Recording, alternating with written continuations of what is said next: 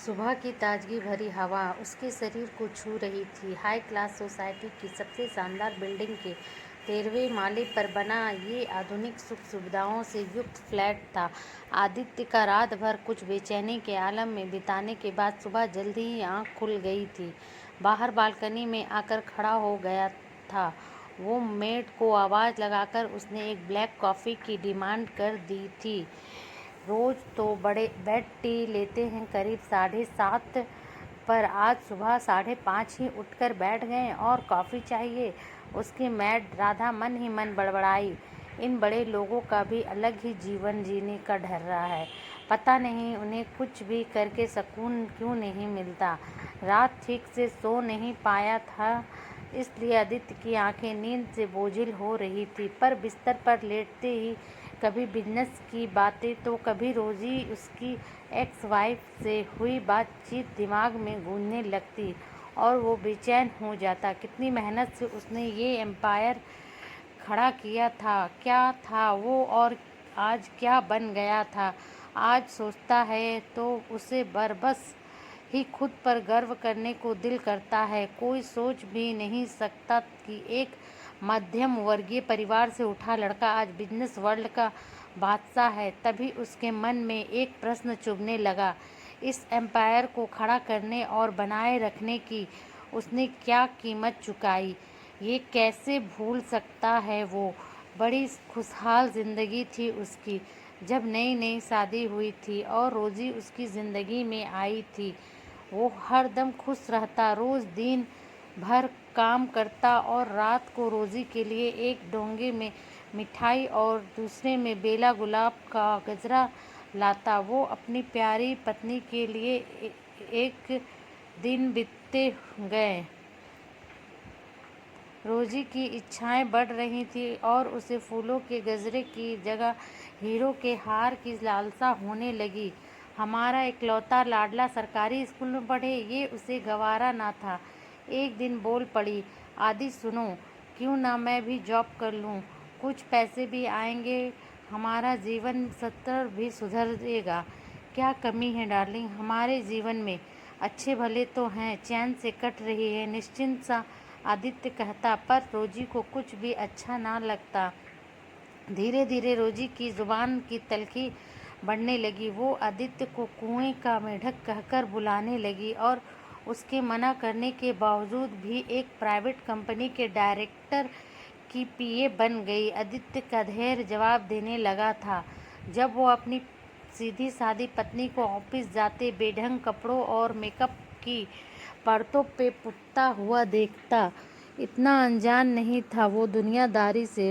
रोज उसे लेट क्यों हो जाता है, क्यों वो चंद रुपयों की खातिर अपना सब कुछ दांव पर लगाने को आतुर है, ये सोचकर आदित्य का दम घुटता। उसके रोकने और मना करने के बावजूद भी रोजी की मनमानियां नहीं रुकी और एक दिन वो आदित्य को आने अपने दूध मुँहे बेटे को छोड़कर चली गई हमेशा के लिए। रोजी के जाने के बाद बहुत दिनों तक आदित्य सुकून से सांस ना ले सका। नन्हे बच्चे की परवरिश और अकेलेपन ने उसे उस बुराई की ओर धकेलना शुरू किया जिसकी वजह से नाराज होकर रोजी उससे अलग हुई। आदित्य जिस जॉब में था वहाँ वो चाहता तो घूस लेकर बहुत पैसा कमा सकता था, पर उसके संस्कारों और आदर्शों ने ऐसा करने से रोक रखा था। आज रोजी के जाने के बाद उसके मन में जिद आ गई थी कि वो रोजी को अब दिखाएगा कि वो कुएं का मेढक नहीं है, वो भी पैसा कमाना जानता है। मन में लगी धुन ने और अपने अपमान की ज्वाला में धधकता आदित्य पूरी तरह हर काले काम में लिप्त होने लगा था। उस पर पैसों के अंबार लगने लगे थे। धीरे धीरे काम बढ़े, लोगों से ताल्लुक बढ़ने लगे और वो जल्दी ही रियल एस्टेट के काम में उतर गया। कामयाबी उसके कदम चूमने लगी थी। उसका छोटा सा मकान कब बड़े में, फिर फ्लैट में, जमीनों साम्राज्य में जुड़ती चली गई, इसका कोई हिसाब ही न था। बेटे को उसने पढ़ने के लिए मसूरी के बोर्डिंग स्कूल में दाखिल करवा दिया था। छुट्टियों में उससे मिलने जाता। शुरू में फिर व्यवस्था की वजह से अपने सब ऑर्डिनेट को ही भेजने लगा। वो पैसा बनाने की मशीन बन चुका था। लग्जरी गाड़ियों की कतार थी उसके सुंदर आलीशान फ्लैट में। कई जगह फार्म हाउस थे उसके, जहां वो सर्दी गर्मी में दिन व्यतीत करता। नौकरों की फौज हाथ बांधे खड़ी रहती। रात दिन किया नहीं था।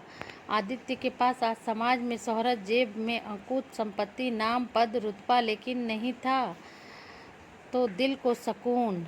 सब कुछ होते हुए भी वो अकेला था। ऐसा नहीं था कि रोजी को पुकारता तो वो दौड़ी ना चली आती, ज़रूर आती, पर उसे दिल नहीं था रोजी को पुकारने का। दिल तोड़ कर गई थी वो उसका, और आदित्य का स्वाभिमान आहत था। इस बात से सुकून ही गायब था उसकी व्यस्त जिंदगी में। लेकिन ये एक कदम जो उसने आज लिया था वो उसे बहुत अच्छा लगा।